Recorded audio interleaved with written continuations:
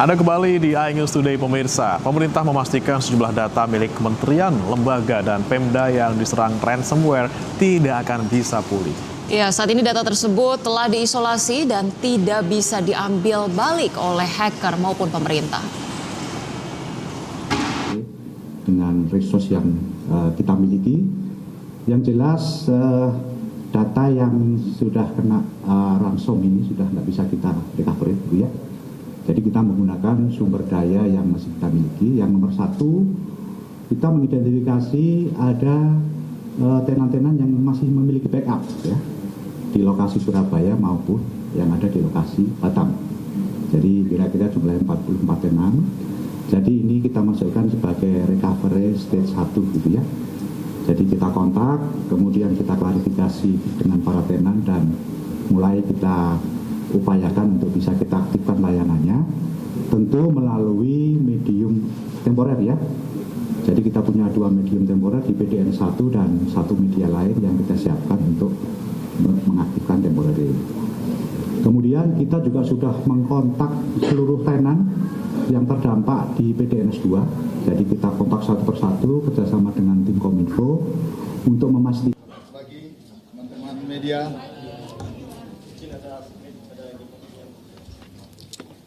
Baik, Assalamualaikum warahmatullahi wabarakatuh. Selamat siang dan salam sejahtera bagi kita semua. Salam Om Swastiastu, Namo Buddhaya, salam kebajikan. Selamat datang kami. Oke, baik. Untuk ini saya kira di sini ada Pak Semi dari Kominfo untuk menjawab satu-satu ya. Oke. Dari tes dari data yang terinfek yang berdampak itu ada 210 instansi yang berdampak dari baik itu pusat maupun daerah. Yang sudah up itu tadi Kemenkominfo Pak. Terus yang untuk terus yang untuk melakukan recovery dengan resource yang kita miliki. Yang jelas data yang sudah kena ransom ini sudah nggak bisa kita recovery, ya. Jadi kita menggunakan sumber daya yang masih kita miliki. Yang nomor satu, kita mengidentifikasi ada tenan-tenan yang masih memiliki backup, ya, di lokasi Surabaya maupun yang ada di lokasi Batam. Jadi kira-kira jumlahnya 44 tenan. Jadi ini kita masukkan sebagai recovery stage. Ya, sebelumnya pemirsa, serangan cyber ini menghantam Indonesia dengan menargetkan Pusat Data Nasional atau PDN. Serangan itu tidak hanya mengancam keamanan data warga, namun juga menyebabkan gangguan di berbagai layanan umum yang bergantung pada Pusat Data Nasional.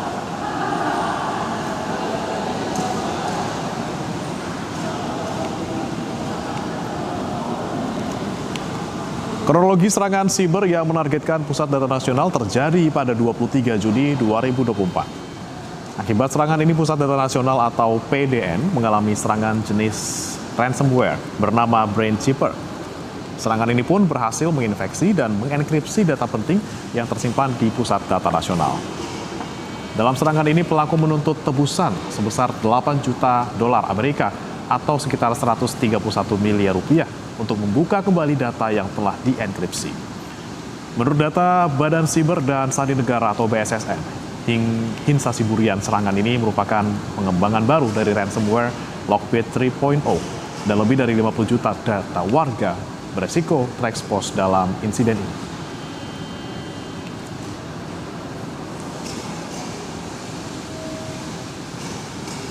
Ya, serangan cyber menghantam Indonesia dengan menargetkan Pusat Data Nasional atau PDN. Serangan itu tidak hanya mengancam keamanan data warga, tetapi juga menyebarkan gangguan di berbagai layanan umum yang bergantung pada Pusat Data Nasional. Yakni layanan IKTP, yang mana proses pembuatan dan penggantian IKTP terhenti total dan menyebabkan kesulitan mengurus administrasi kependudukan. Kemudian layanan BPJS Kesehatan mengalami gangguan signifikan berupa penundaan dalam kepengurusan klaim dan layanan kesehatan masyarakat. Sistem perpajakan juga terganggu hingga proses pelaporan dan pembayaran pajak harus tertunda. Layanan keimigrasian kemudian juga terhenti dan menyebabkan penundaan dalam penerbitan dokumen penting warga negara Indonesia maupun warga negara asing yang berada di Indonesia. Selain itu, layanan pendidikan menjadi terhambat terkait dengan proses pendaftaran dan juga administrasi lainnya. Layanan perbankan dan keuangan juga mengalami gangguan dalam proses verifikasi data nasabah serta layanan perbankan lainnya. Pemerintah telah mengambil langkah cepat untuk menangani situasi ini, antara lain dengan perbaikan sistem keamanan. Tim teknis diterjunkan untuk memulihkan dan memperkuat sistem keamanan PDN. Kemudian investigasi mendalam guna mengidentifikasi pelaku dan modus operandi serangan. Serta meningkatkan keamanan siber untuk memperkuat infrastruktur keamanan siber nasional.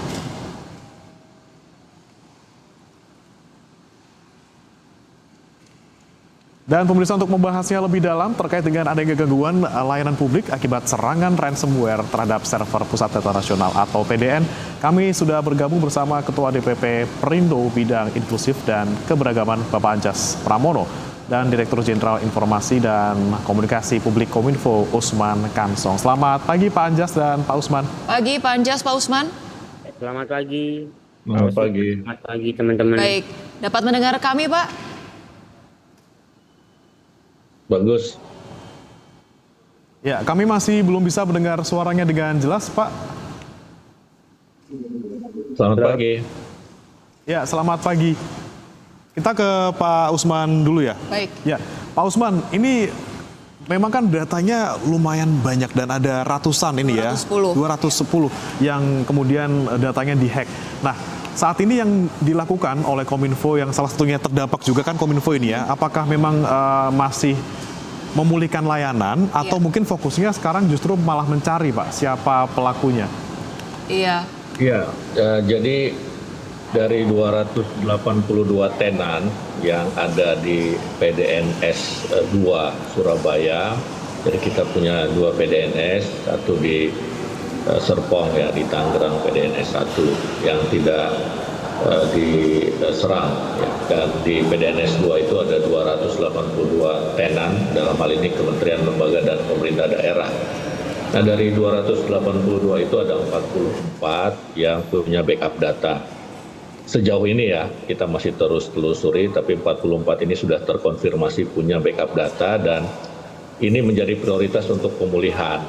Ya, kemudian yang kedua yang menjadi prioritas pemulihan adalah layanan umum ya, layanan publik begitu.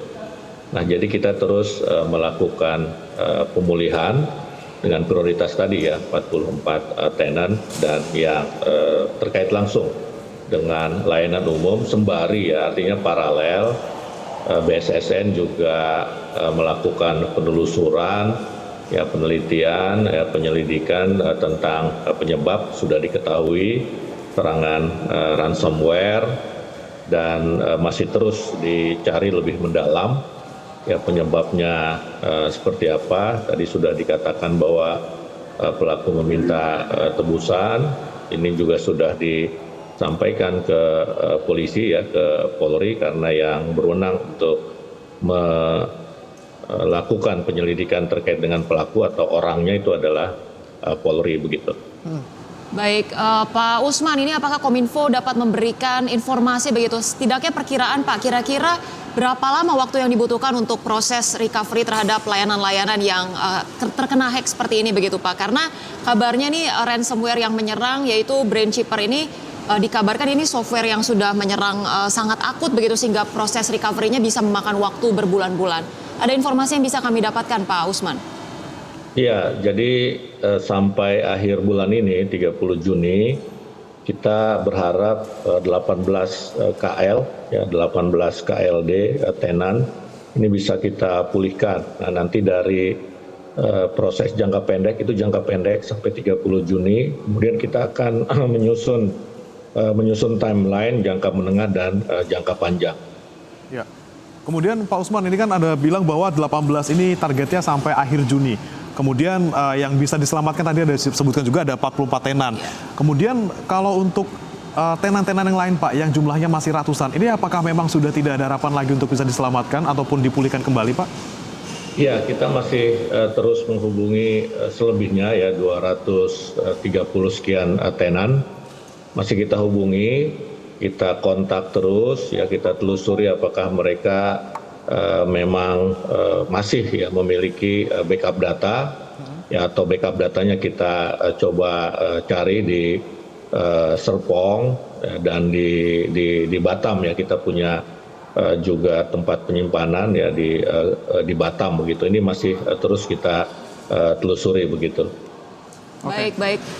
Kami izin bertanya ke Pak Anjas. Pak Anjas, terima kasih juga sudah bergabung di iNews Today. Pak Anjas, bagaimana nih Anda melihat fenomena yang terjadi, serangan cyber yang terjadi kali ini cukup meresahkan begitu ya, sudah terjadi sejak Kamis lalu. Apakah sebenarnya akar permasalahannya seharusnya negara kita punya server sendiri, ataukah sebenarnya ketiadaan backup plan atau backup server yang baik, atau seperti apa nih Pak Anjas? Ya, terima kasih atas kesempatannya. Selamat pagi Pak Usman dan selamat pagi teman-teman yang ada di studio. Yang pertama, sangat menarik sekali ketika kita bicara soal PDN yang bocor. Ada beberapa catatan penting saya di sini ketika kita bicara soal kebocoran data ya. Yang pertama mungkin yang perlu kita antisipasi adalah backup data. Saya baru tahu ketika ada PDN ini ternyata semua itu belum memiliki semua yaitu backup server yang proper. Artinya apa? Bahkan sekelas, karena kebetulan saya juga seorang IT engineer, kemudian dapat beasiswa juga di Amerika, UNO di 2019. Dan saya pikir di dalam sekelas website atau portal mikro saja, saya yakin itu semuanya sudah memiliki backup server. Nah, yang menjadi fatal adalah ketika sekelas PDN yang dimana ini skalanya nasional dan global dan sangat urgensial, karena di situ juga terdapat data penduduk, ternyata masih belum sepenuhnya, seperti yang dikatakan Pak Osman tadi, ternyata belum sepenuhnya memiliki backup server yang proper. Padahal ketika kita berpaku pada peraturan Perpres 132 kalau tidak salah tahun 2022 tentang SPBE atau sistem pemerintahan berbasis elektronik, di situ jelas dinyatakan bahwa salah satu poin di situ dinyatakan bahwa backup server itu menjadi poin utama. Nah, artinya adalah apa? Ketika terjadi hal seperti ini, Kominfo dan Polri itu seperti tukang kebakaran. Ketika ada kebakaran, ketika ada kebakaran kemudian hanya sekedar muncul. Nah, ini yang menjadi permasalahan. Nah, apalagi ketika kita breakdown, nah ini juga kita perlu patut evaluasi, pemerintah ini sudah melakukan asas meritokrasi belum dalam pemberdayaan vendor-vendor yang dilakukan oleh pemerintah untuk menciptakan aplikasi-aplikasi atau sistem-sistem layanan yang berbasis digital kayak gitu. Oke, ini kan selain masalah tadi ya backup server, ada juga masalah keamanan di sini Pak. Soal gerbang masuknya kan harusnya dijaga nih. Betul. Dan saya dengar nih, saya juga mau tanya ke Pak Usman dulu sebelum ke Pak Anjas. Ini kan katanya yang diserang pertama kali ini kan Windows Defender-nya ya Pak ya.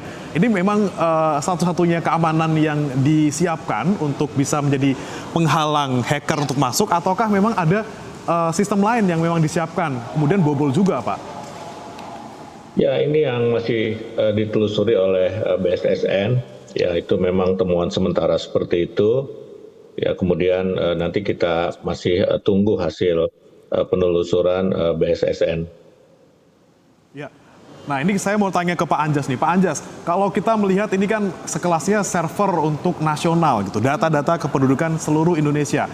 Apakah Windows Defender yang dimaksud yang katanya diretas ini cukup, ataukah memang seharusnya ada yang lebih tinggi tingkatannya Pak? Pengalaman saya menggeluti dalam dunia IT, ketika saya di kampus kemudian dan mendapatkan beasiswa di Amerika juga, bicara soal Windows Defender itu hal paling dasar.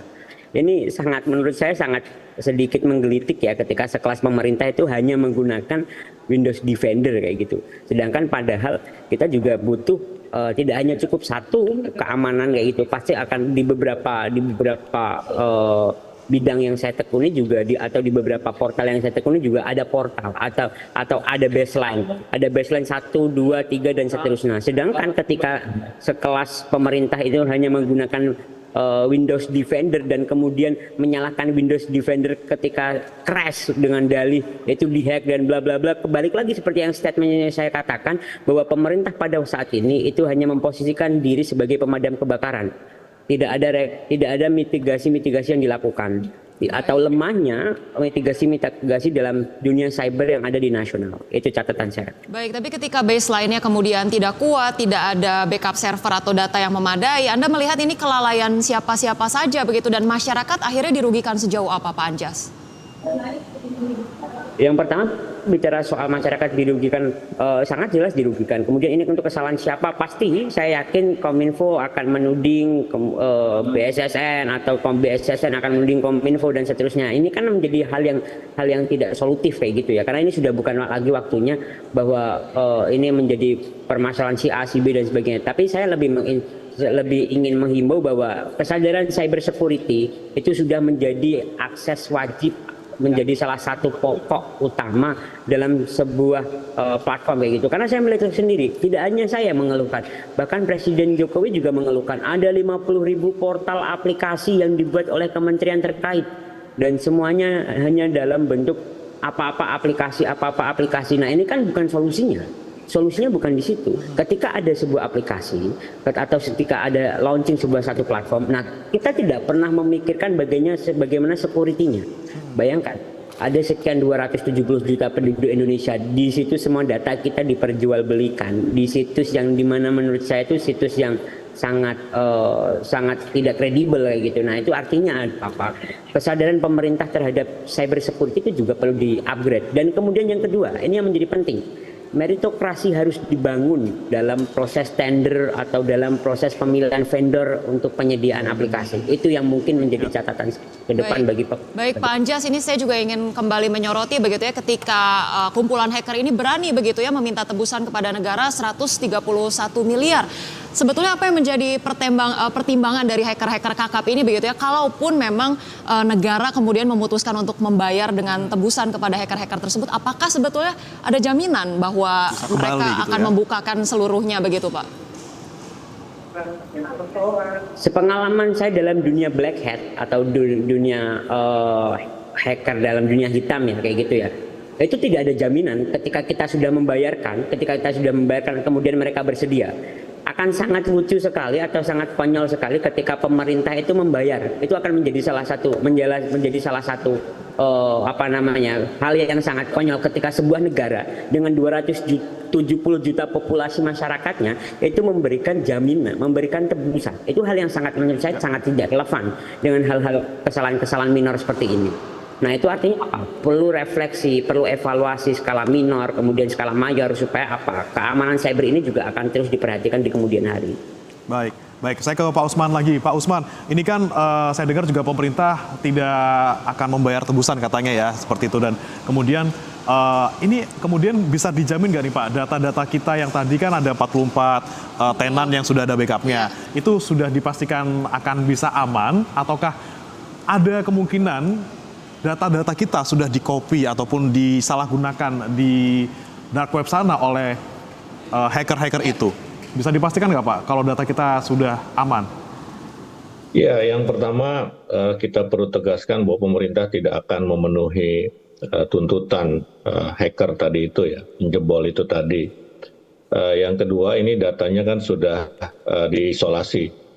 diisolasi oleh kita juga, ya oleh BSSN, ya oleh Telkom Sigma, ya sehingga data itu aman. Memang risikonya adalah sulit untuk memulihkannya lagi begitu, untuk mengambilnya. Tetapi ini risiko yang barangkali perlu kita ambil ya, daripada data kita kemana-mana, ya lebih bagus kita isolasi begitu. Sementara nanti coba kita lihat ya, tadi saya sampaikan kita masih menelusuri ya, mudah-mudahan bukan cuma 44 itu yang punya backup data ya, karena kita masih terus menelusuri dan mungkin juga ada di PDNS 2 ataupun di PDNS 1 ataupun di Batam itu tadi ya. Jadi kita berusaha ya untuk data itu ya tetap, kalau sudah terenskripsi nanti coba Mas Anjas bisa jelaskan, ini kan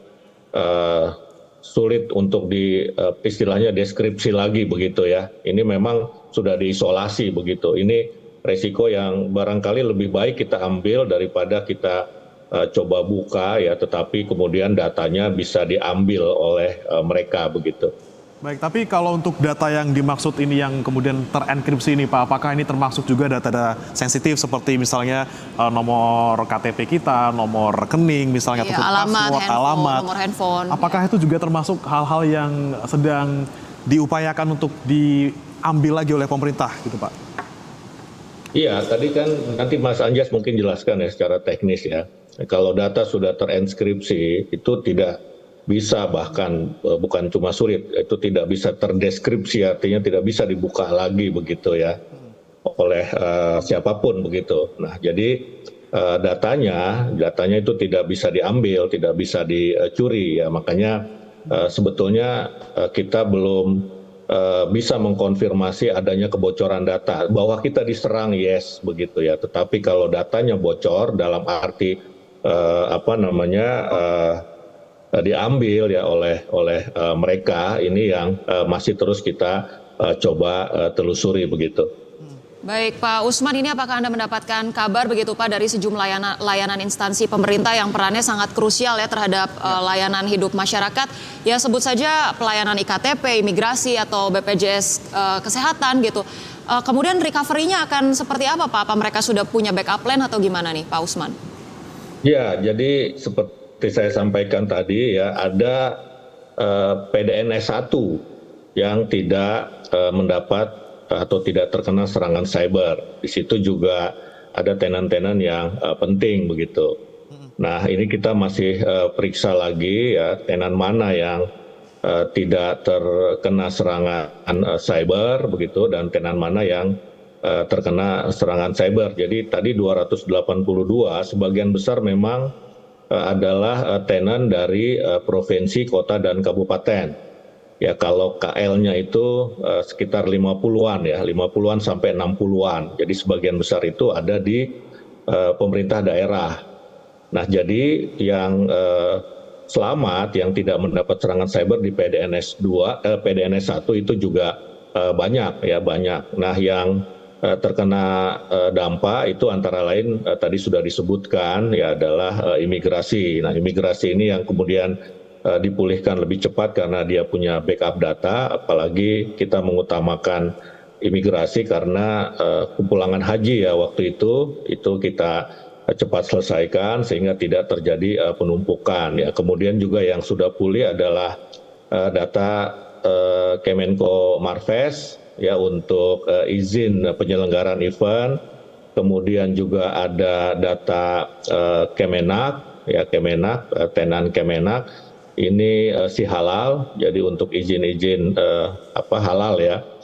Kemudian juga LKPP itu sudah pulih, dan terakhir itu yang sudah pulih adalah pemerintah daerah Kudus ya, ada 5. Nah, ini makin hari akan bertambah KL yang bisa kita pulihkan ya, dari 5 tadi ya, dari 44 ini baru 5 memang, tetapi saya kira terus bertambah ya, karena terus kita coba pulihkan yang ke-44 ini dulu begitu, yang terkait langsung dengan pelayanan publik.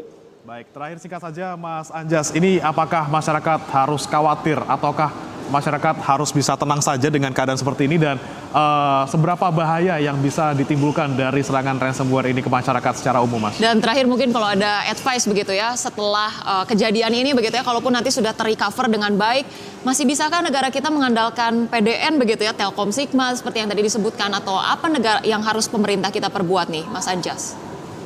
Oke, terima kasih sebelumnya. Yang pertama memang yang perlu kita tekankan adalah penggunaan asas meritokrasi dalam pemilihan vendor dan tender. Ini yang menjadi kritik utama saya, dan ini yang menjadi kritik dalam Partai Perindo ketika adanya beberapa tender-tender yang dicoba untuk diswastanisasi dan ditawarkan ke publik. Nah, kemudian berkaitan soal seberapa bahayanya kita, ini tentu menjadi hal yang sangat berbahaya.